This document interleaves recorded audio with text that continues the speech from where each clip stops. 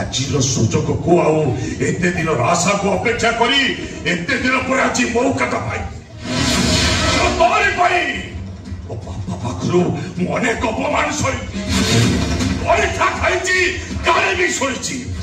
ଆଉ ଏତେ ଦିନ ପରେ ସୁଯୋଗଟା ଆଜି ଆସିଛି ମାନେ ତାକୁ ଏତେ ସହଜରେ ମୁଁ ହାତ ଛଡା କରିପାରିବିନି। ମୀରା ବଳି ଅଛି। ଓ ଭୟ ମୋର ଡେରି ହଉଛି। ନିଶା ଖାମିଗଲେ ଇଣ୍ଟରେଷ୍ଟ ଖାମିଯିବ, ଆଉ ଇଣ୍ଟରେଷ୍ଟ ଖାମିଗଲେ ମୁଣ୍ଡ ପୁରା ଅଫ୍ ହେଇଯିବ।